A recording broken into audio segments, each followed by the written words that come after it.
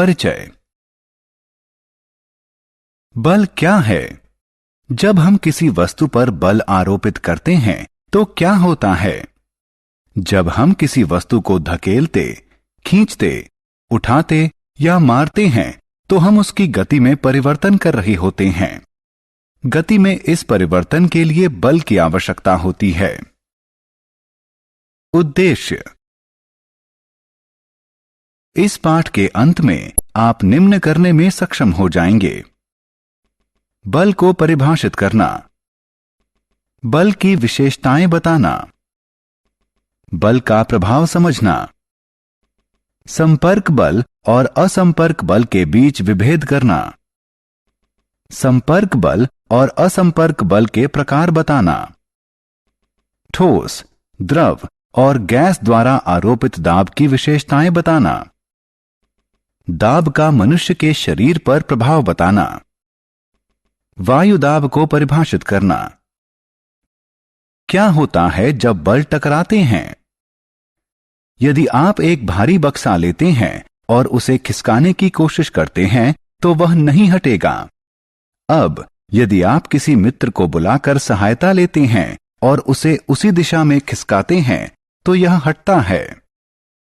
इस प्रयोग से प्रमाणित होता है कि समान दिशा में लगाए गए बल संयुक्त हो जाते हैं। बल का प्रभाव। एक पतले रबर का गुब्बारा लीजिए और इसमें हवा भरिए। इसका आकार परिवर्तित हो जाता है। फिर इस खुले सिरे को धागे से बांधिए। अब हवा भरिए, गुब्बारे को दबाइए, फिर से आकार परिवर्तित हो जाता है। यह बल के प्रभाव के कारण होता है। जब आप फुटबॉल खेलते हैं तो फुटबॉल को मैदान के केंद्र में रखते हैं। जब आप इसको मारते हैं तो यह वांछित दिशा में आगे बढ़ती है। इसी प्रकार रसोई में तुम्हारी मां आटे की लोई बनाती है और उन्हें चपाती के रूप में बेलती है। इस मामले में वह लोई को चपटा बनाने के लिए बल का प्रयोग करती हैं। बल का प्रभाव। किसी वस्तु पर उचित बल आरोपित करके उसकी दिशा को परिवर्तित किया जा सकता है। उदाहरण स्वरूप, क्रिकेट में बल्लेबाज द्वारा मारी गई गेंद को जब क्षेत्र रक्षक पकड़ता है तो उसकी गति शून्य हो जाती है। और यदि आप एक गतिशील फुटबॉल को ठोकर मारते हैं तो उसकी गति बढ़ जाती है। बल के प्रकार। बल के दो मुख्य प्रकार हैं, संपर्क बल और असंपर्क बल। पेशीय बल, घर्षण बल इत्यादि संपर्क बल का उदाहरण है। इसी प्रकार चुंबकीय बल, स्थिर वैद्युत बल, गुरुत्वीय बल इत्यादि असंपर्क बल के उदाहरण हैं। संपर्क बल। क्या आप टेबल पर रखी किताब को बिना छुए बढ़ा या उठा सकते हैं? या क्या आप एक बाल्टी पानी को बिना पकड़े उठा सकते हैं? दोनों मामलों में उत्तर है नहीं। सामान्यतः किसी भी वस्तु पर बल लगाने के लिए हमें उसके संपर्क में आना पड़ता है। अतः हम कह सकते हैं कि संपर्क बल वह बल होता है जो पिंड के वास्तविक संपर्क में आने पर ही लगता है। मूलतः ये दो प्रकार के होते हैं, पेशीय बल और घर्षण बल। पेशीय बल। जब हम किसी वस्तु जैसे कि बक्से को खिसकाते हैं या बाल्टी को उठाते हैं तो बल हमारे शरीर की पेशियों की गतिविधि द्वारा लगाया जाता है। इस बल को पेशीय बल कहते हैं। ध्यान रखें कि पेशीय बल सदैव या तो सीधे सीधे वस्तु को स्पर्श करके लगाया जाता है या फिर किसी छड़ी या रस्सी के टुकड़े की सहायता से लगाया जाता है। उदाहरण के लिए, फल या सब्जी को चाकू की सहायता से काटना, हथौड़े की सहायता से कील ठोंकना, घोड़े द्वारा गाड़ी को खींचना। घर्षण बल। क्या आप जानते हैं क्यों एक भारी बक्सा खिसकाने पर नहीं हिलता? क्यों एक लुढ़कती हुई गेंद कुछ समय बाद रुक जाती है? जब एक वस्तु किसी दूसरी वस्तु के संपर्क में गति करती है तो उनके बीच एक बल काम करता है जिसे घर्षण बल कहते हैं। ध्यान दें कि घर्षण बल सदैव सभी वस्तुओं पर लगता है और इसकी दिशा गति की दिशा के विपरीत दिशा में होती है। गतिशील वस्तु धीरे धीरे धीमी होती जाती है और घर्षण के कारण अंततः वह रुक जाती है। यह स्पष्ट होता है कि घर्षण बल सदैव किसी पिंड की दूसरे पिंड के संपर्क में होने वाली गति के प्रतिरोध में काम करता है। असंपर्क बल के प्रकार।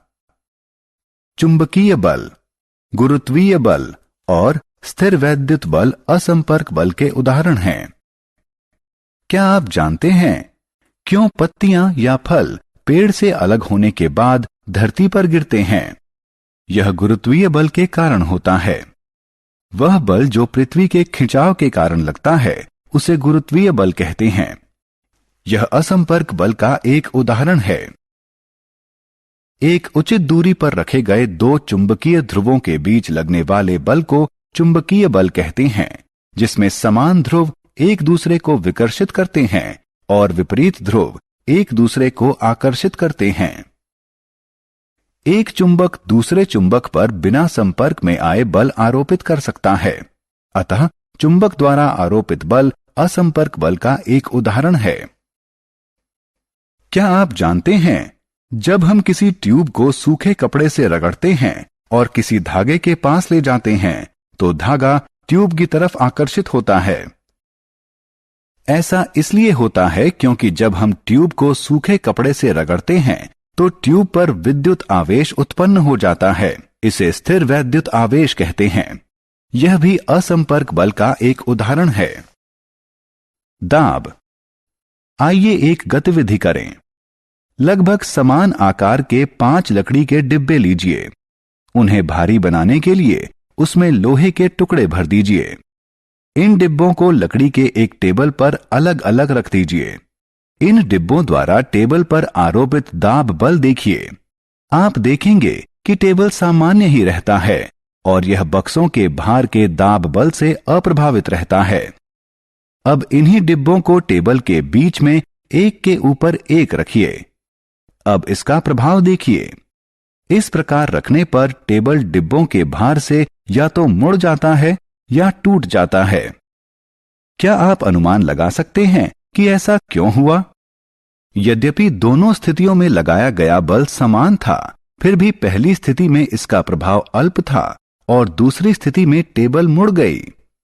इस गतिविधि से प्रमाणित होता है कि बल और इसका प्रभावी क्षेत्रफल दोनों महत्वपूर्ण हैं। जिस क्षेत्रफल पर बल आरोपित किया जाता है वह जितना छोटा होगा इसका प्रभाव उतना ज्यादा होगा और इस अवधारणा को दाब कहते हैं। हम कह सकते हैं कि दाब बल से संबंधित है। दैनिक जीवन में दाब के उदाहरण। क्या आपने कभी ध्यान दिया है कि विद्यालय के बस्ते चौड़े पट्टे वाले क्यों होते हैं? धारदार चाकू भोथरे चाकू से बेहतर क्यों काटते हैं? और सुई की नोक नुकीली क्यों होती है? अपने दैनिक जीवन में हम सभी दाब के प्रभाव का अनुभव करते हैं।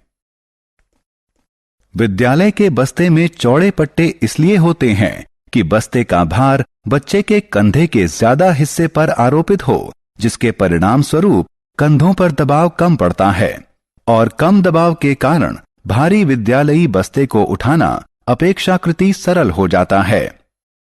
एक धारदार चाकू की धार बहुत पतली होती है। यह वस्तुओं को बेहतर ढंग से काटता है क्योंकि इसका संपर्क क्षेत्र बहुत ही कम होता है। हमारे हाथ का बल एक बहुत छोटे क्षेत्रफल पर आरोपित होता है, जिससे भारी दबाव उत्पन्न होता है और यह भारी दबाव वस्तु को आसानी से काट देता है। इसके नुकीले सिरे के कारण सुई वस्त्र के एक बहुत छोटे क्षेत्रफल पर बल आरोपित करती है, जिससे भारी दबाव उत्पन्न होता है जो वस्त्र में छिद्र करने के लिए पर्याप्त होता है। क्या द्रव और गैस भी ठोस की तरह दबाव आरोपित करती हैं? क्या आप जानते हैं कि जब आप गुब्बारे में हवा भरते हैं तो क्या होता है? यह सभी दिशाओं में दाब आरोपित करता है, जिसके कारण गुब्बारे का आकार बढ़ता है और प्रत्येक दिशा में समान वृद्धि दिखाई देती है। द्रव के लिए भी यही सही है। यह सभी दिशाओं में दाब आरोपित करता है। जब एक प्लास्टिक की एक थाली जल में डूबती है तो यह तली में नहीं जाती।